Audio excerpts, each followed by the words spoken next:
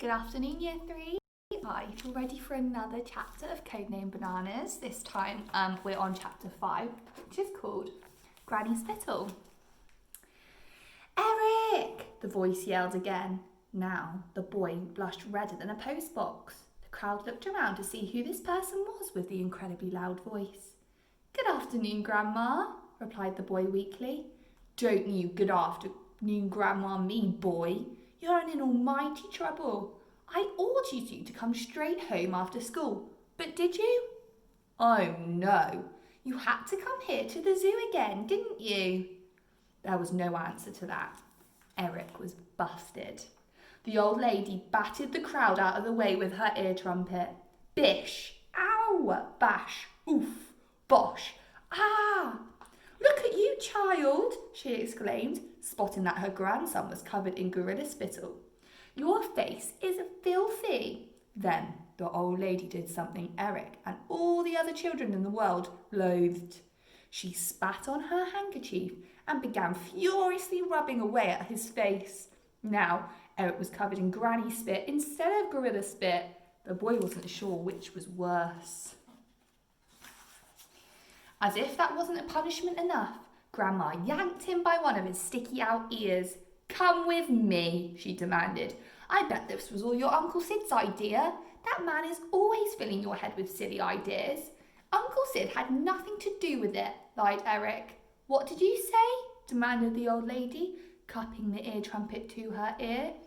Uncle Sid had nothing to do with it. Grandma stared at the boy. Bread and dripping, she barked. I bet there's another bombing raid tonight as soon as it's dark. Which, she said, looking up at the sky, which is any moment now. With her free hand, Grandma hacked through the crowd with her ear trumpet as if it were a machete slicing through the jungle. Bish, ouch, bash, off, bosh, not again. Such was the commotion that more and more people began to gather. Visitors, zookeepers, and a stiff-looking man who was immaculately dressed in a morning suit, complete with a top hat. He tried to weave his way through the crowds. Please, please, some decorum, please, he exclaimed. His voice was so achingly posh that his R's came out as W's. Calm down, madam, please. What did you say? She shouted. I said, calm down. All right, no need to shout. Are you a little hard of hearing, madam? Asked the man, spotting the ear trumpet. 5:15, replied Grandma, checking her watch. Who are you anyway? She added, putting the trumpet to her ear. The man was taken aback by her tone. He spoke directly into the end of the trumpet. I am Sir Frederick Frown.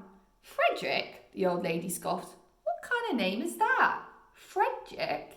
It's a perfectly normal name for a gentleman. I think it's Frederick, hissed Eric, still wincing from the pain of having his ear pulled. He runs the zoo. You are right, boy Frederick, and I am the zoo's Director General. The what? She demanded. Director General.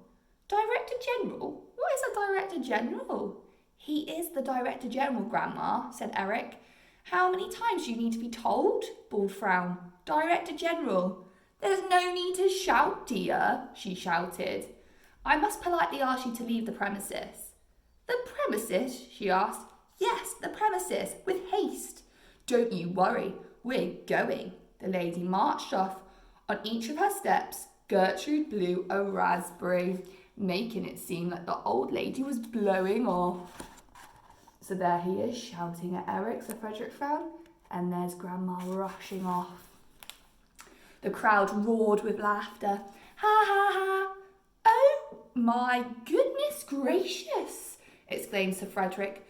Who taught my gorilla to do that? Was it you, big-eared boy? He barked, nose to nose with Eric. Yes, sir, he confessed. I was just trying to cheer up my friend after all the bombing last night. She was rocking backwards and forwards, and I was worried about her. So you taught her how to blow a raspberry?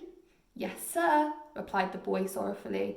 This is a zoo, not a circus, thundered Frown. I couldn't agree more, snapped Grandma. You need to have a talk with the boy's great uncle. He works here at the zoo, Sidney Pratt. Pratt? No, Pratt.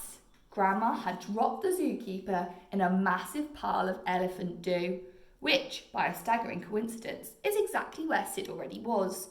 However, Eric could hear that familiar clinking, clanking and clunking of the old man's tin legs in the distance. Clink, clank, clunk. On spotting Sid, the boy shook his head as if to say, "Run!" Sadly, running was not the old man's strong point.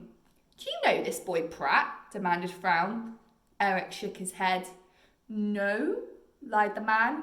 "He's your great-nephew, Sydney," explained Grandma. "I knew you were daft, but I didn't know you were this daft." "Oh, yes, I do then," said Sid. "Yes or no?" pressed Frown. "A bit of both. No, I didn't know him before he was born, but now I do, yeah. I tell my grandson time and time again, there's a war on. It's not safe. He needs to come straight home from school," began Grandma. But oh no, Sydney Pratt has other ideas. He wants the boy to be a zookeeper just like him, shoveling doodahs all day. I bet he even sneaks the boy in here for free. Frown frowned. "Free? Free? Is this true?" Sid looked at Eric. The boy shook his head again, but the old man knew the game was up. "Yes, it is true. True. My little Eric loves the animals, you see, and they love him. And Sydney Pratt, wait for me in my office. You two leave the zoo now." "You what?" barked Grandma, pushing the trumpet closer to her ear. "Leave. There's no need to shout. And don't worry, we're going. I wouldn't come back to this stinky old place if you paid me," puffed Grandma, yanking Eric's sticky out ear. She'd made it stick out even further. "Ow!" exclaimed Eric as he was hauled away. He stole a look back at Sid and then at Gertrude. The gorilla was sitting in her cage, having watched the entire scene. Although she couldn't speak human, Gertrude had clearly understood much of what had happened. The boy was sad, so she was sad too. The gorilla put her hand up to the cage.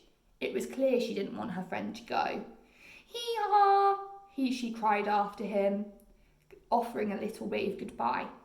Eric waved back just before he was hauled off out of sight by his ear. Ow! Okay, so tomorrow I'll read chapter 6, which is Mum and Dad. See you then.